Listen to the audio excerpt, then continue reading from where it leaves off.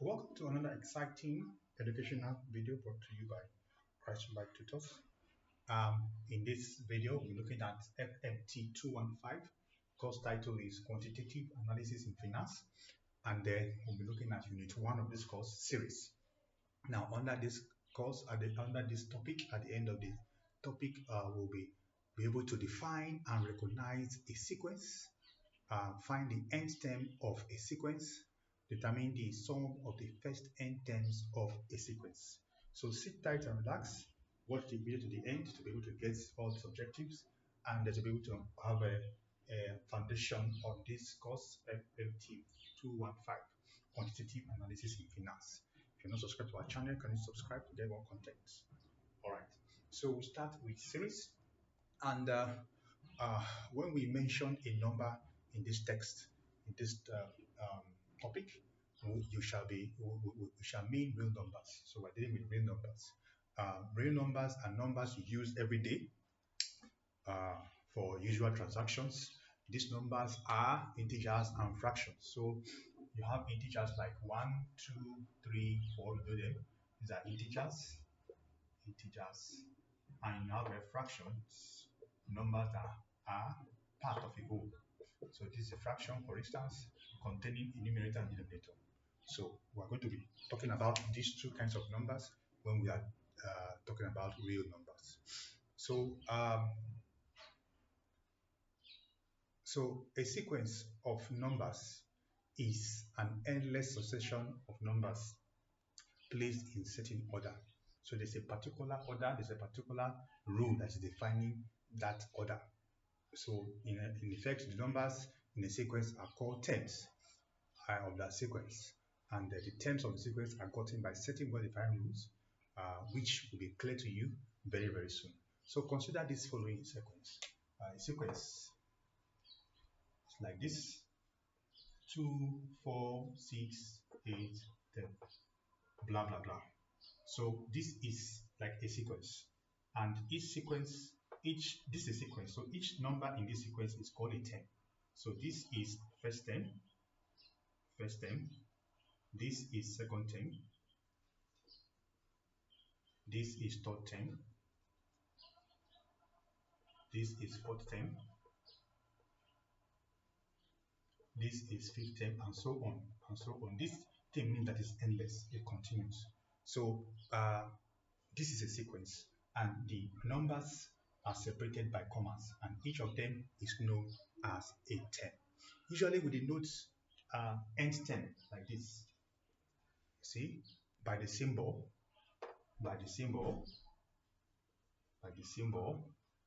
U subscript n. So this is end term, and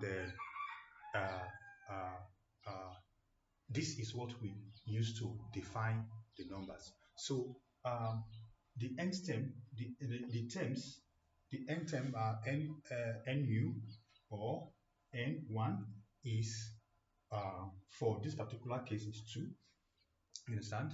For this particular case, u2 is 4. For this particular case, u3 is 6, and u4 is 8, u5 is 10, and so on. So the u1, u2 is the number of the term.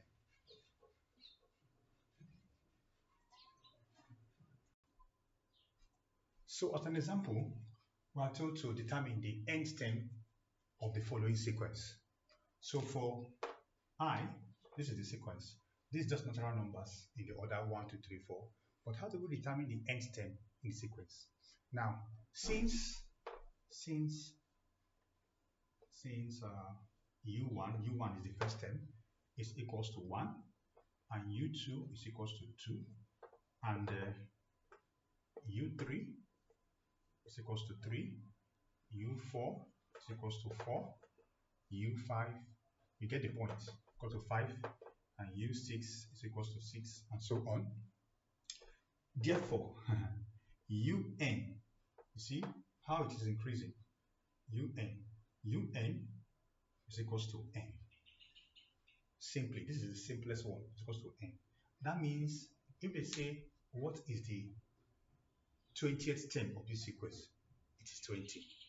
So the end term is the same thing as the number of terms for this particular one because we have determined the pattern. The pattern is that for every term, one, you add one to the previous one. So if you're starting with one, understand, starting with one, then you have two, you have three, you have four. So each of the term, this UI, U1, U2, U3 is the position of the term, is the position. Why this is what is inside. So like, let me get it clear for you. This is the sequence, you understand? So you have two definitions here. You have the term position and what is inside that term. So if I say from here, looking at the board from what you have here, what is the third term? The third term is 3 because I count from here, first term, second term, third term. So this is third term.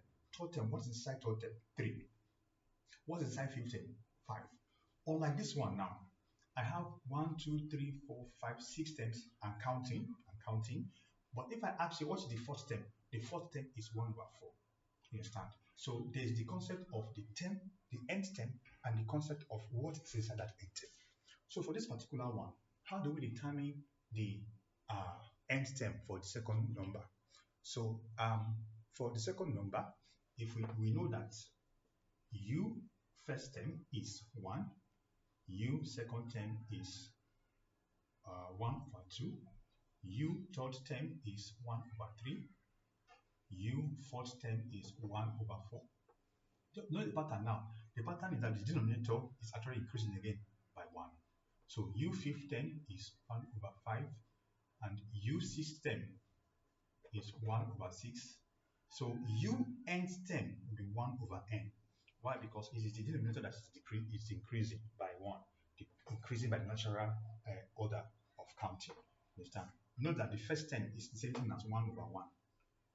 It's 1 over 1. So from the denominator of the first term, 1, 2, 3, I can't see denominators, 4, 5, 6, and so on. So the formula generally for the end term for this particular sequence is 1 over n. Okay, so move on to other ones. Okay, so now let us consider the property of sequences which may not be obvious so far. Now look at this formula here. This is a formula representing a sequence where n is equals to 1, 2, 3, 4, 5, and so on. Like I said, n is the position of the term, the number of term and its position. The end is the position, while the number of term is the end. Now the sequence for this particular one is minus 1, 1, minus 1, 1, minus 1, 1, minus 1, 1, and so on. How did we get there? Now for the first term, how do we get the first term? Just put 1 in as where you see n. So u1, that's first term, is minus 1, open bracket, 1. That is 1 is the end, the number of n. So 1 raised to the power 1 is minus 1. Alright, so u2, second term, is minus 1 raised to the power 2. I know that minus 1 times minus 1 is 1. That's why I have 1 here, second term. So u3 is equals to minus 1 raised to the power 3, which is minus 1 times minus 1 times minus 1. These two will give me positive, this one will now give me negative minus 1. You see, so it toggles. If I continue, it toggles. So from negative to positive, positive to negative, negative to positive. So this is a special kind of sequence, with this kind of general formula. Okay, so I'm going to give us some particular sequence to determine the following sequence, the general term for the sequence. Okay, so if you are told to determine the general term for the following sequence, look at this first one. We have 1, 4, 9, 16, 25, 36. So for this one, for number 1, u1 is 1, yes. Then u2 is 4, okay. u3 is 9, and u4 is 16, u5 is 5 is 25, and so on. Use 36. Okay, so you now think of a definite rule that links each term to the position in the sequence. A definite rule that links each term, this is term 1, first term, that links this term to the sequence. So look at this. This is 149. This is 1, first term. So first term is 1. First term is 1. Second term is 4, but it can be expressed as 2 raised to the power 2. Third term is 9, can be expressed as 3 raised to the power 2. Fourth term is 16, can be expressed as 4 raised to the power 2. Fifth term is 5, 5 raised to the power 2.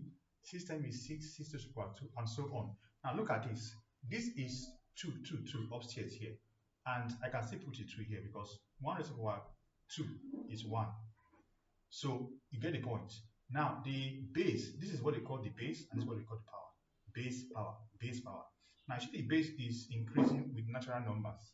So I can say the nth term for this is n, which is the base, raised to the power a constant upstairs or a constant power, which is 2.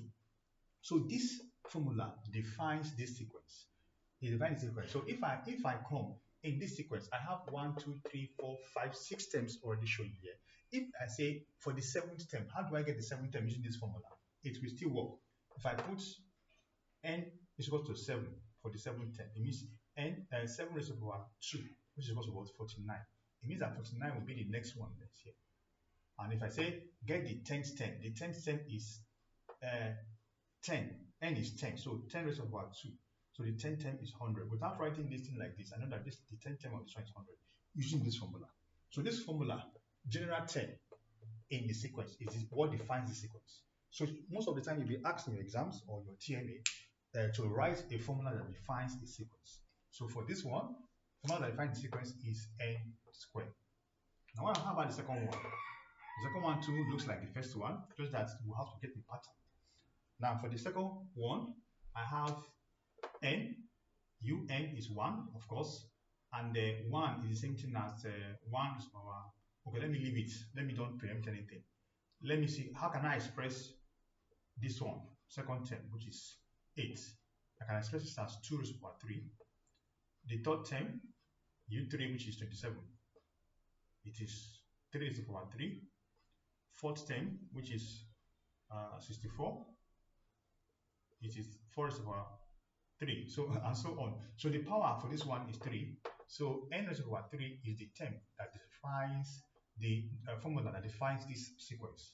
So it means that if I want to say 1, 2, 3, 4, 5, this fifth term, what is it?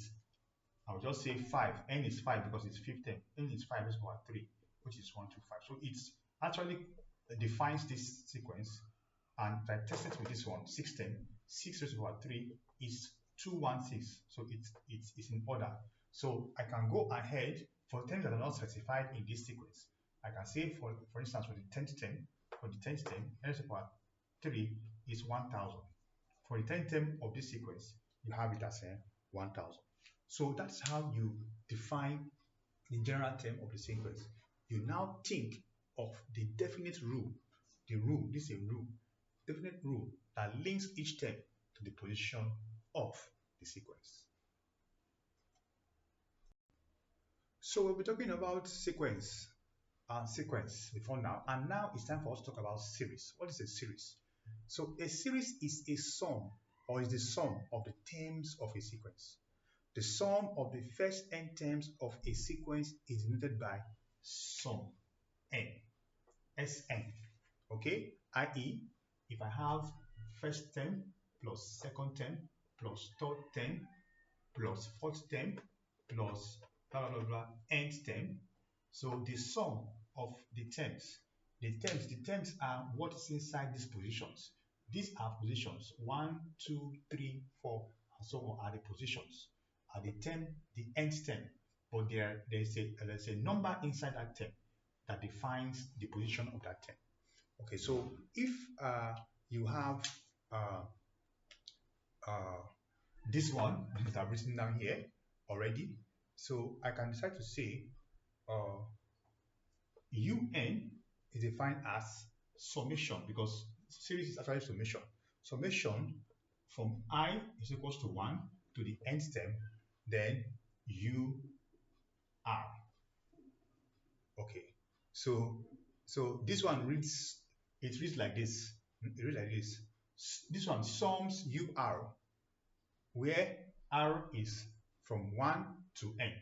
So it reads like this, sums. Sigma is sum. Sums UR. UR now is what you are summing, the formula. I want to box it. So your focus is on the formula, but this is the instruction. This is the instruction. It says sum this formula, starting from the first term to the end term. That's how we read this thing. Understand? Okay. So I'm going to give us some examples of series. Okay, so we have on the board these three examples. Write the series for the following. So this is the instruction for this one. You see, this is R. So it says starting from when R is equals to 1 to the sixth term. So this is just simply 1 plus 2 plus 3 plus 4 plus 5 plus 6. See, this is just R. The formula is R. And it says we should start from number 1, first term to the sixth term. So R is just a natural number from 1 to 6. Notice that I did not put any continuous dot here to show continuity because we are defined. There's a limit from first to the sixth term. So we are stopping at the sixth term. For this particular one again, the formula is 2R squared. So 2R squared is what we're going to use to write the series from the first term to the fourth term. See, summation from the first term when I is equals to 1 to the fourth term. Understand? So I'm going to put 1 into this for R for first term, then put 2 into R for second term, put 3 into R for third term, and put 4 into R for fourth term. See, we are going to from first to fourth term. For the first term, I'm putting 1 into this. When I put 1 into this, R is 1. So 1 square is 1. 1 times 2 is 2. So the first term is 2 plus, I'm going to put 2 again for second term. 2 here, 2 square is, that's 2 times 2 is 4. 4 times this 2 is 8. Second term is 8. Get the point? I'm substituting 1, 2, 3, 4 as in that order inside this formula. All right. So for the third term is 3 now is the R I'm going to substitute. So when I put 3 into R, I have 3 square. 3 times 3 is 9. 9 times 2 is 18. So I have 18 at the third term. Then plus 4 is the next one. When I put 4 here, 4 square is 4 raised to power 2. That is 16. 16 times 2 is 32. So I'm stopping here. This is what makes me to stop. This 4 here makes me to stop. So I have first, second, third, and fourth term. This is the sixth series for this particular formula. This is another formula again. This formula says R squared. R squared. Sorry, R cubed. R cubed. So this formula. But we are told to find the series from number 1 to number 6. So what I'm going to do now, I'm going to look at this formula and be substituting 1 into it, then 2 into it for second term, 3 into it for third term, 4 into it for fourth term until I get to the sixth term. So for the first term, 1 into this place is 1 raised to the power 3 is 1 plus 2 is 2 raised to the power 3 is 6. Sorry, 8. 2 raised to the power 3 is 8. Sorry. Then when I put the third one is 3, third term, 3 raised to the power 3 is 27. Then the fourth term, when I put 4 here, 4 raised to the power 3 is 64. For the fifth term, when I put 5 here, 5 raised to the power 3 is 125. Then finally, when I put 6 here, 6 raised to the power 3 is 216. So that's how this one is defined. Okay, so I have the number 4. Let me just quickly add a fourth one for us to really get the grasp of this. This is not difficult. It's just for us to understand the definition of these terms. If I have number 4, I'm going to write the sequence for sum this formula 2 over R plus 3, starting from 1 and ending at 6. So this is still in order. So I'm going to start from here, number 1. If I put 1 into R, I have 1 plus 3. The denominator is 4. So 2 divided by 4, I have 1 over 2. That's half. Okay, let me just put 2 over 4 so that you don't get confused. 2 over 4. these 2 here and 4 here, plus I put 2 here, I put 2 here. 2 plus 3 is 5, so I have 5 over 2. So that's the second term. Third term, I put 3 here. 3 plus 3 is 6. 6, 2 over 6. Then fourth term, 4 plus 3 is 7. That's 2 over 7. Plus fifth term, 5 plus 3 is 8. So 2 over 8 plus 1, 2, 3, 4, 5. Then 6, 10. 6 plus 3 is 9. 2 over 9. So this is how it goes. Okay? All right. All right. So we'll move on to other things. So it can also be told to give the short form of the following series. So this is a series, for instance. 1 plus 1 over 2 plus 1 over 3 plus 1 over 4 plus, then you now have 1 over n, at the tail end. So, but this is actually not difficult. What you are told, this is what you have been given is the formula already. So, but what you need to do is just to give a rule that says, for number 1, that says that find the summation of 1 over r. 1 over r, where r starts from 1 and ends at n. So this is just the answer to number 1. Then number 2, the answer to number 2, they have been given the formula already. Just say that the series is summation, because series is summation. Summation of, I can say, r over r plus 1, because r is n. R is n. So you now say that r will start from 1 and ends in n. So this is just simply what the answer of this is. So we have seen how to come from the series back to the formula and from the formula to the series. So you can tackle anything. These are the foundational units for this course, FMT 215, Quantitative Analysis in Finances. We'll be diving into other things later in this course. So please stay tuned. If you're not subscribed, subscribe. There are many units under this course. We're going to go through all the units until we get to the last one. So it promises to be an exciting episode. Please subscribe, like I said again, like our channel, like our videos. Also, refer to people who are doing this course or who have interest in this quantitative analysis in finance. So I hope this video has been informative for you. I'd like to thank you for viewing.